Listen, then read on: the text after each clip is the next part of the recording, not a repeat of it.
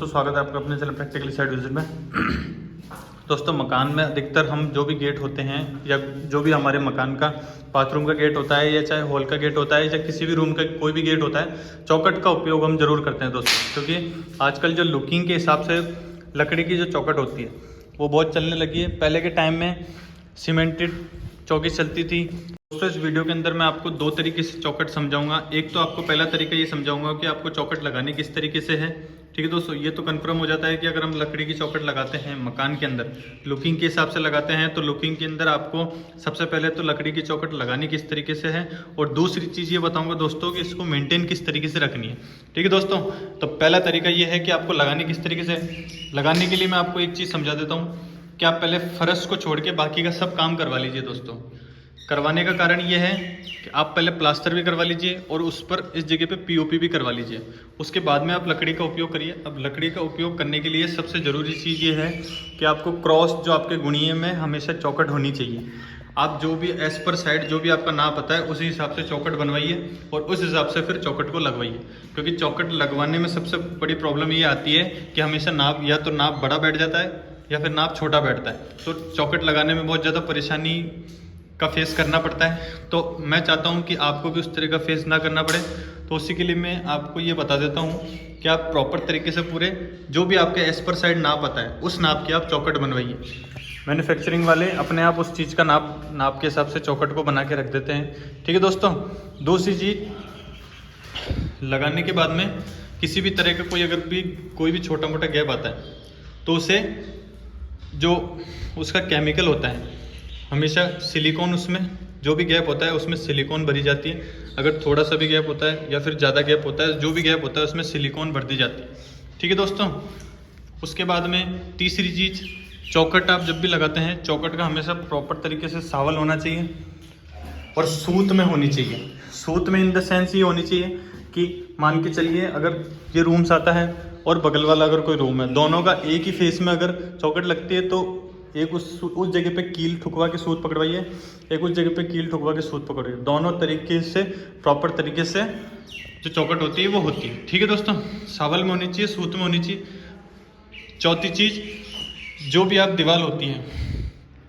दीवार होती है उस दीवार से कम आपकी आधा से 1 इंची हमेशा चौखट बाहर ही रहनी चाहिए। बाहर लगवाने का कारण ये होता है दोस्तों कि जब भी हम इस पर पुट्टी करते हैं या पीओपी करते हैं दोस्तों, तो ये सब चीज़ें करने के बाद में हमारा कम से कम 2 से 3 सूत मार्जिन, ये देख सकते हैं, ये पीओपी जो हो जाती है, जो चौखट होती है वो इसके बराबर आ जाती है दोस्तों। तो बराबर लाने के लिए हमें ये करना पड़ता है कि जब भी हम प्लास्टर करवाते हैं, अगर आप प्लास्टर के हिसाब से चौखट करवाते हो तो कम से कम आपकी आधा इंची बाहर होनी चाहिए। लेकिन अगर आप पीओपी के बाद चौखट करवाते हो तो कम से कम 1 सूत बाहर होनी चाहिए। क्योंकि इस पर हम लास्ट जो हमारा काम रहता है वो हमारा पेंट का काम रहता है। तो पेंट अब जब हम करवाते हैं तो पेंट और चौखट दोनों एक ही लेवल में बराबर हो जाता है। तो उसी के लिए हम यही कोशिश करते हैं कि जब भी हम प्लास्टर करवाते हैं प्लास्टर से कम आधा इंच हमारी चौखट बाहर होनी चाहिए। अब दोस्तों चौखट लगाने की जो अगली चीज़ है वो ये मानी जाती है कि जब भी आप चौखट लगवाते हैं, लकड़ी की अगर चौखट हम लगवाते हैं तो लकड़ी की चौखट को सबसे पहले नीचे से मजबूत होना बहुत ज़रूरी है। अगर नीचे से मजबूत नहीं होती है तो ऊपर से भी मजबूत होने का कोई मतलब नहीं है दोस्तों। तो नीचे से आपको किस तरीके से मजबूत करनी है, लकड़ी की जो भी चौखट होती है उस पर रोड़ी से करवाइए। सबसे पहले तो आप रोड़ी एक जगह और दूसरी जगह, दोनों जगह पे जो इसके पाँव होते हैं, पाँव मजबूत होंगे दोस्तों तब जाके ऊपर का शरीर मजबूत होगा। तो पाँव मजबूत करने के लिए आप रोड़ी से इसमें कंक्रीट भरिए, इस जगह पे भी आप कंक्रीट भरिए। सावल में करने के बाद जब आपका प्रॉपर तरीके से सूत और सावल में हो जाती है, फिक्स हो जाती है चौखट, उसके बाद में आप प्रॉपर तरीके से इसे कंक्रीट करिए। कंक्रीट से यहाँ से ये मजबूत हो जाती है। उसके बाद में आपको अगला काम क्या करना है कि जो भी आपके स्क्रू टाइट जो होते हैं, ये देख सकते हैं, ये फास्टनर का हम उपयोग करते हैं। फास्टनर से हमेशा 3 फास्टनर इस जगह पे और 3 फास्टनर दूसरी जगह पे, दोनों जगह पे आप 6 फास्टनर को टोटल ठुकवा दीजिए।